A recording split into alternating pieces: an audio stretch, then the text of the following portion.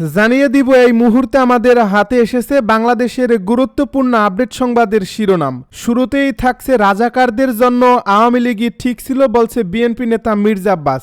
বিএনপির স্থায়ী কমিটির সদস্য মির্জা আব্বাস বলেছেন, মুক্তিযুদ্ধের সময় যারা আলবদর ও রাজাকার হিসেবে পরিচিত ছিল তারা আবার ভোট চাইছে এবং বড় বড় কথা বলছে। আওয়ামী লীগ একটা অসভ্য দল। রাজাকার ও আল বদরের জন্য আওয়ামী লীগই ঠিক ছিল। এবারে থাকছে প্রশাসনের একটি বড় অংশ জামায়াতের দখলে বলছে বিএনপি নেত্রী রুমিন ফারহানা। আরও জানাবো, বেগম খালেদা জিয়ার অসুস্থতা শেখ হাসিনার কারণেই বলছে রিজভী। বিএনপি চেয়ারপারসন ও সাবেক প্রধানমন্ত্রী বেগম খালেদা জিয়ার অসুস্থতা শেখ হাসিনার কারণেই বলে মন্তব্য করেছেন দলটির সিনিয়র যুগ্ম মহাসচিব রুহুল কবির রিজভী। এবারে জানিয়ে দিব, সিইসির সঙ্গে এনসিপির বৈঠক বিকেলে।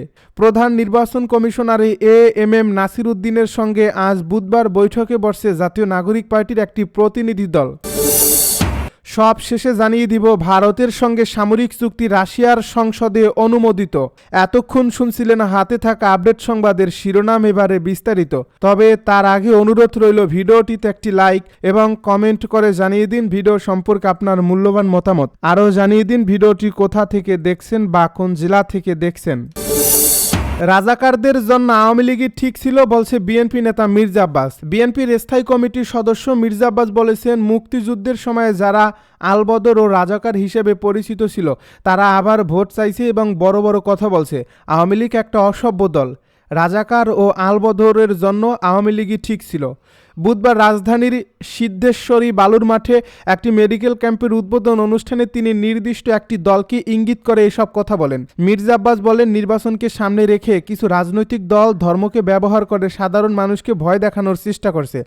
কারোর বক্তব্য এমন পর্যায়ে পৌঁছেছে যে ভোট না দিলে জান্নাত জাহান্নামের কথা বলা হচ্ছে এবং এমনকি কুপিয়ে মারার হুমকিও দেওয়া হচ্ছে। তিনি বলেন, 1971 সালের মুক্তিযুদ্ধের সময় যারা আলবদর ও রাজাকার হিসেবে পরিচিত ছিল তারা স্বাধীনতার সময় বাংলাদেশের জনগণ ও নারীদের পাকিস্তানি বাহিনীর হাতে তুলে দিয়েছিল। আজ তারাই আবার ভোট চাইছে এবং বড় বড় কথা বলছে। তারা কি এই বাংলাদেশ চেয়েছিল? বিএনপি নেতা মির্জা আব্বাস বলেন, আওয়ামী লীগ একটা অসভ্য দল। তাদের জন্য আওয়ামী লীগই ঠিক ছিল, কারণ তারা সভ্যদের সঙ্গে চলতে পারে না। আমরা আওয়ামী লীগের মতো আচরণ করতে পারি না বলেই ওদের কণ্ঠস্বর এত উঁচু। বাস্তবে আওয়ামী লীগ একটা অভদ্র দল এবং তারাও একটি অসভ্য ও ধর্ম বিকৃতকারী দল। এরা মওদুদিবাদে বিশ্বাস করে, ইসলামের প্রকৃত চেতনায় বিশ্বাস করে না, শুধু মুসলমানের লেবাস আছে। মির্জা আব্বাস দেশবাসীকে এসব দলের কার্যক্রম থেকে সতর্ক থাকার আহ্বান জানিয়েছে। আমি জনগণকে অনুরোধ করব, এসব মানুষের হাত থেকে বাঁচুন। প্রশাসনের একটি বড় অংশ জামায়াতের দখলে বলছে বিএনপি নেত্রী রুমিন ফারহানা। প্রশাসনের একটি বড় অংশ জামায়াতে ইসলামীর দখলে রয়েছে বলে মন্তব্য করেছেন বিএনপির সহ আন্তর্জাতিক বিষয়ক সম্পাদক রুমিন ফারহানা। তিনি বলেছেন, শুধু প্রশাসন পুলিশই নয়, বিশ্ববিদ্যালয়, ব্যাংক সহ অনেক প্রতিষ্ঠানে জামায়াতের পুরোপুরি আধিপত্য রয়েছে। সম্প্রতি একটি বেসরকারি টেলিভিশনের টক শোতে এ কথা বলেন তিনি। এ সময় জামায়াতের নেতা শাহজাহান চৌধুরীর বক্তব্যের কড়া সমালোচনা করেন রুমিন ফারহানা। তিনি বলেন, শাহজাহান চৌধুরী 2 দিন আগে চ্যালেঞ্জ দিয়েছেন, তার কথায় চন্দ্র সূর্য সব কিছু থেমে যায়। তিনি বলেছেন তাকে না চিনলে চিনে রাখতে। তিনি সহ জামায়াতের বেশ কয়েকজনকে আমরা এ কথাও বলতে শুনেছি, আমরা বললে মামলা নেবে, আমরা বললে মামলা থেকে অব্যাহতি দেবে, আমরা বললে গ্রেপ্তার করবে, আমরা বললে ছেড়ে দেবে। আমাদের কথায় পুলিশ উঠবে বসবে। সেটা বলার এক পর্যায়ে তিনি শাহজাহান জামায়াত আমিরকে খুঁজছিলেন। উনি কোথায়? ওনাকে সামনে রেখে সাক্ষী মেনে এ কথাগুলো বলতে চাইছেন।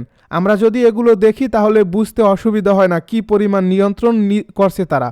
তিনি আরও বলেন, আজকাল যে আচরণগুলো আমরা লক্ষ্য করি অনলাইন ও অফলাইন সর্বত্রই, মিডিয়া ও মিডিয়ার বাইরে, মাঠে, রাজনীতিতে কিংবা ডিজিটাল প্ল্যাটফর্মে, ঠিক যেরকম অ্যারোগেন্সি গত 15 বছর দেখেছি সেটা আমরা কিছু দলের ভেতরে নির্বাচনের আগেই 15 মাসে দেখতে পাচ্ছি। বিএনপির এই নেত্রী বলেন, নির্বাচন শুধু পুলিশ বা প্রশাসন দিয়ে হবে না, এখানে সরকারের সদিচ্ছার ব্যাপার আছে। সেই সঙ্গে বিভিন্ন রাজনৈতিক দল, প্রার্থী, ভোটার ও সমর্থকদের ব্যাপার আছে। সব কিছু বিবেচনায় নিলে শুধু পুলিশ বা প্রশাসন দিয়ে হবে না। পুলিশ বা প্রশাসন কিভাবে কাজ করবে সেটা নির্ধারণ করার দায়িত্ব নির্বাচন কমিশনের। কমিশন সেটা কতটুকু নিরপেক্ষভাবে বা শক্তভাবে করতে পারবে সেটা একটা প্রশ্ন। বেগম খালেদা জিয়ার অসুস্থতা শেখ হাসিনার কারণেই বলছে বিএনপি নেতা রিজভী। বিএনপি চেয়ারপারসন ও সাবেক প্রধানমন্ত্রী বেগম খালেদা জিয়ার অসুস্থতা শেখ হাসিনার কারণেই বলে মন্তব্য করেছেন দলটির সিনিয়র যুগ্ম মহাসচিব রুহুল কবির রিজভী। তিনি বলেছেন, বেগম খালেদা জিয়ার এই মুমূর্ষ রোগাক্রান্ত এবং অসুস্থতা তো হাসিনার কারণেই, কিন্তু জনগণের হৃদয় থেকে যে ভালোবাসা, শ্রদ্ধা, আকুলতা ও আবেগ দেশনেত্রীর জন্য আজকে সারা দেশে প্রকাশিত হচ্ছে। আমরা যারা সেই নেত্রীর আদর্শকে ধারণ করি, এই ভালোবাসা আমাদের কি জবাব দেবে? বুধবার রাজধানীর নয়াপল্টনে বিএনপি চেয়ারপারসন বেগম খালেদা জিয়া রোগমুক্তি কামনায় জাতীয়তাবাদী কৃষক দল আয়োজিত দোয়া মাহফিলে এসব কথা বলেন তিনি। যারা হত্যাযজ্ঞ করে তত্ত্বাবধায়ক সরকার এনেছিল, তারাই ক্ষমতায় এসে সেটা বাতিল করছে উল্লেখ করে তিনি বলেন, জনগণের উপর বিশ্বাস না রেখে নিজের ইচ্ছে মতো দেশ চালিয়েছেন শেখ হাসিনা। অথচ 1995-1996 সালে বাস ট্রাক পুড়িয়ে মানুষ হত্যা করে তত্ত্বাবধায়ক সরকারের দাবি তুলছিলেন তিনি নিজেই। রিজভী বলেন, যিনি নিজের মাটি, দেশ, জনগণ, স্বাধীনতা ও সার্বভৌমত্বের সঙ্গে আপোষ করেননি, তার প্রতি সবার ভালোবাসা থাকবেই। সেই ভালোবাসার বহিঃপ্রকাশ এখন আমরা দেখতে পাচ্ছি। ভারতের সঙ্গে সামরিক চুক্তি রাশিয়ার সংসদে অনুমোদিত। রাশিয়ার প্রেসিডেন্ট ভ্লাদিমির পুতিনের ভারত সফরের আগে দুই দেশের মধ্যে একটি গুরুত্বপূর্ণ সামরিক চুক্তি অনুমোদন করল রাশিয়ার সংসদের নিম্নকক্ষ ডুমা। গত ফেব্রুয়ারিতে দুই দেশের সরকার the reciprocal exchange of logistics support চুক্তি করে। এই চুক্তিতে রাশিয়া থেকে ভারতে এবং ভারত থেকে রাশিয়ায় কিভাবে সেনা, যুদ্ধজাহাজ, যুদ্ধবিমান যাবে তার পদ্ধতি বলা হয়েছে। একে অন্যকে সামরিক রসদ সরবরাহের বিষয়টিও চুক্তিতে রয়েছে। ডুমার স্পিকার বি ভলোডিন বলেছেন, ভারতের সঙ্গে সম্পর্কের কৌশলগত ও সর্বাত্মক। আমরা এই সম্পর্ককে মূল্য দেই। এই চুক্তি দুই দেশের সম্পর্ককে আরও এগিয়ে নিয়ে যাবে। বৃহস্পতিবার দুদিনের সফরে ভারতে যাচ্ছেন রাশিয়ার প্রেসিডেন্ট পুতিন। ভারতে প্রধানমন্ত্রী নরেন্দ্র মোদীর সঙ্গে আলোচনায় সামরিক সহযোগিতার বিষয়টি গুরুত্ব পাবে।